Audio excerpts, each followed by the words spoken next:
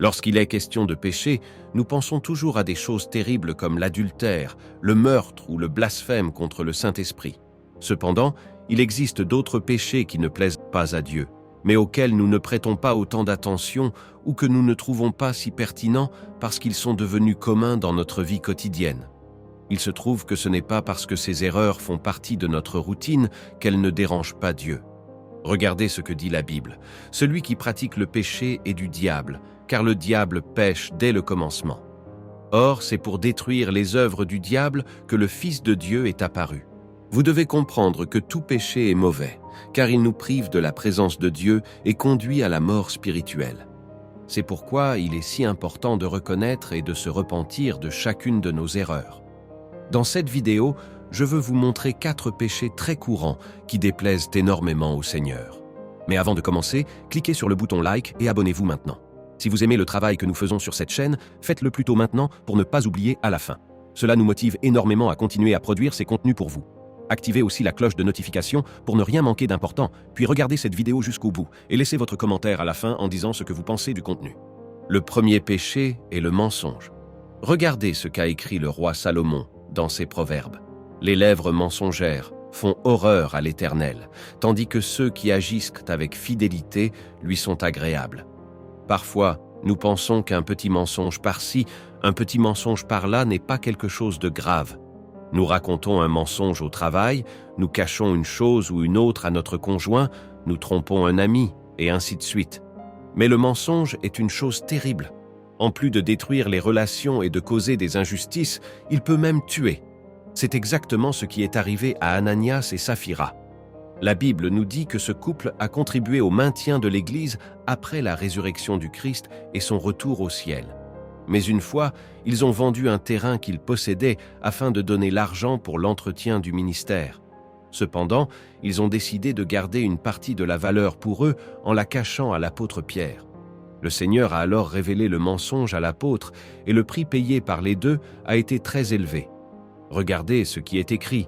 Pierre lui dit « Ananias, pourquoi Satan a-t-il rempli ton cœur au point que tu aies menti au Saint-Esprit et gardé une partie du prix du champ ? S'il n'avait pas été vendu, ne te restait-il pas ? Et après l'avoir vendu, n'avais-tu pas le droit de disposer du prix ? Ce n'est pas aux hommes que tu as menti, mais à Dieu. » Quand Ananias entendit ces paroles, il tomba et expira, et une grande crainte s'empara de tous ceux qui l'apprirent. Et si nous continuons à lire le chapitre, nous verrons que sa femme Saphira a continué à mentir. Les versets 9 et 10 nous montrent comment se termine cette histoire de mensonge. Alors, Pierre lui dit « Comment avez-vous pu vous mettre d'accord pour provoquer l'Esprit du Seigneur ? Ceux qui ont enterré ton mari sont à la porte, et ils vont t'emporter, toi aussi. » Elle tomba immédiatement aux pieds de l'apôtre et expira. Quand les jeunes rentrèrent, ils la trouvèrent morte et l'emportèrent pour l'enterrer à côté de son mari. Remarquez qu'Ananias et Saphira ne sont pas morts parce qu'ils ont gardé une partie de la vente de ce terrain. En fait, ils auraient pu garder une partie de l'argent. Après tout, la propriété leur appartenait. Ce qui a déplu au Seigneur, c'est qu'ils ont menti à l'apôtre Pierre en disant qu'ils avaient remis tout l'argent qu'ils avaient tiré de cette vente. Vous voyez la gravité d'un simple mensonge? Réalisez-vous à quel point cela peut être dangereux? Abandonnez donc ce péché au plus vite, car le Seigneur déteste les lèvres menteuses. Choisissez le Christ, car il est le chemin, la vérité et la vie. Le deuxième péché est l'égoïsme. Regardez ce qu'a dit l'apôtre Jean dans l'une de ses épîtres. Voici comment nous avons connu l'amour. Christ a donné sa vie pour nous. Nous aussi devons donner notre vie pour les frères et sœurs. Si quelqu'un qui possède les biens de ce monde voit son frère dans le besoin et lui ferme son cœur, comment l'amour de Dieu peut-il demeurer en lui? Petits enfants, n'aimons pas en parole et avec la langue, mais en acte et avec vérité. Au milieu de l'agitation de la vie, il est très facile de tomber dans le péché de l'égoïsme. Nous nous préoccupons tellement de nos affaires, de nos problèmes, que nous oublions ceux qui sont sans défense et qui ont besoin d'une main tendue pour se relever. Souvent, les gens pensent « Celui qui souffre de l'autre côté de la rue, ce n'est pas mon problème. Quelqu'un va passer aider cette personne. » Mais cette attitude déplaît fortement au Seigneur. Il ne sert à rien de se dire chrétien si l'on ne met pas en pratique les enseignements du Christ, sinon vous ne serez qu'une personne religieuse, comme celle de la parabole du bon Samaritain. Dans le chapitre 10 de Luc, Jésus parle d'un homme qui voyageait sur la route entre Jérusalem et Jéricho. Pendant son voyage, il a été volé et gravement blessé par des bandits. Après cela, un prêtre, un lévite et un samaritain sont passés près de lui. Les deux premiers étaient religieux et, par conséquent, connaissaient la parole du Seigneur. Le troisième, en revanche, était considéré comme un homme inférieur et indigne parce qu'il faisait partie d'un peuple ennemi des Juifs.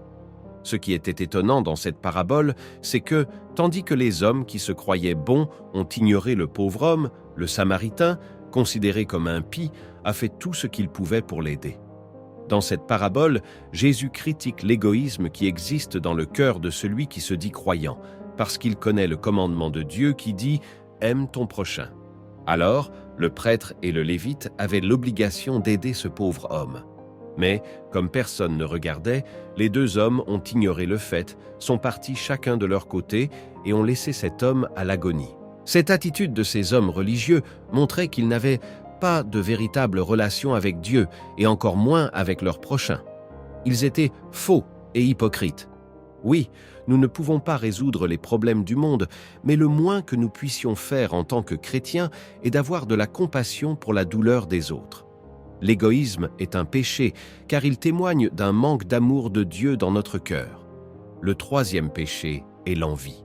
C'est un autre péché très courant dans notre vie et que nous devons éviter à tout prix. Regardez ce qu'a dit l'apôtre Paul. « Si nous vivons par l'Esprit, laissons-nous aussi conduire par l'Esprit. » Ne soyons pas vaniteux, en nous provoquant les uns les autres et en nous portant envie les uns aux autres. L'envie est un péché très grave qui peut aussi nous conduire à la ruine. L'envie, c'est vouloir avoir ce que quelqu'un d'autre possède.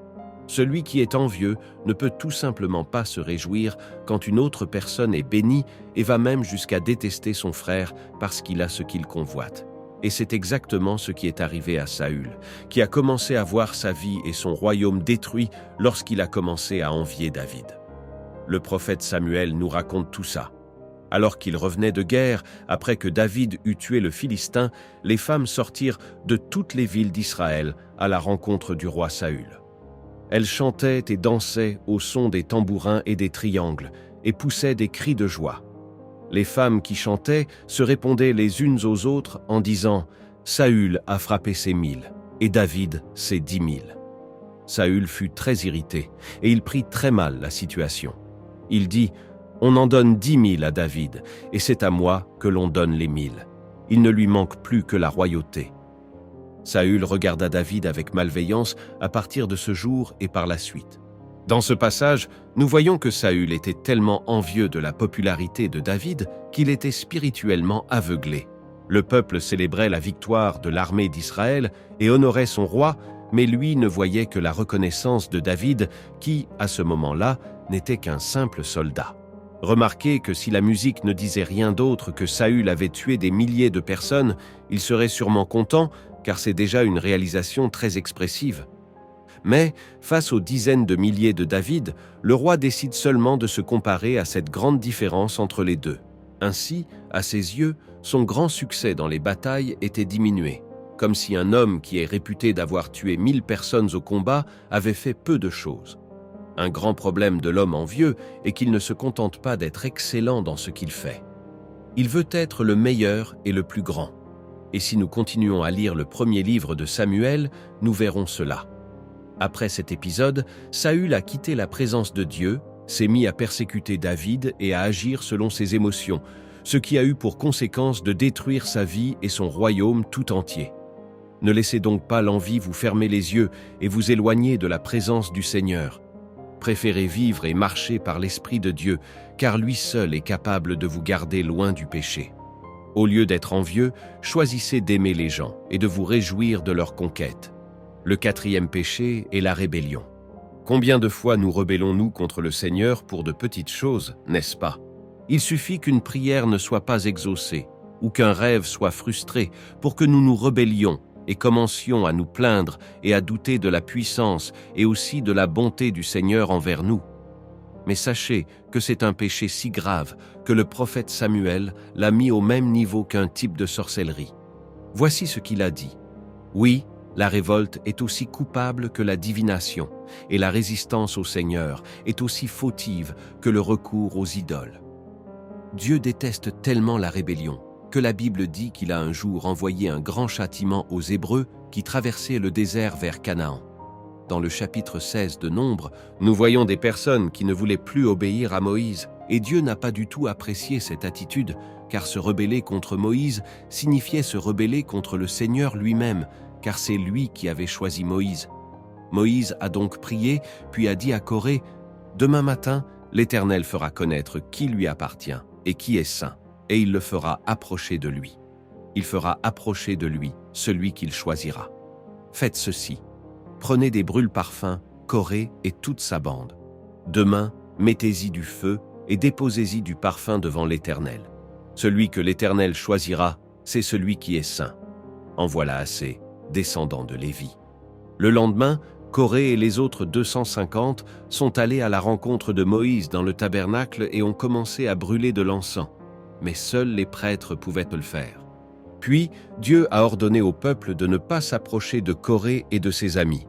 Soudain, le Seigneur a ouvert un énorme trou dans le sol et a fait en sorte que ces rebelles soient engloutis par celui-ci. Combien de fois voulons-nous faire les choses à notre manière et ne pas obéir à Dieu? Nous pensons savoir ce qui est le mieux et nous nous détournons complètement des voies du Seigneur. Mais la rébellion est un piège mortel qui n'apporte que des ennuis. Cherchez donc à faire la volonté de Dieu et vous serez en sécurité. Il s'agit de 4 péchés qui déplaisent à Dieu. Je sais qu'il y en a beaucoup d'autres, mais je voulais qu'on se concentre sur ces 4-là aujourd'hui. Si vous les avez pratiqués, abandonnez-les aussitôt que possible. Le Seigneur t'aime énormément, mon frère. Il veut que tu vives en communion avec lui. Alors demande pardon pour tes fautes et crois que seul Dieu peut changer ta vie. Si vous avez aimé ce message, partagez-le avec vos amis et abonnez-vous à la chaîne. Regardez aussi ces autres vidéos que nous vous avons laissées en recommandation. Je suis sûr qu'elles vont vous plaire.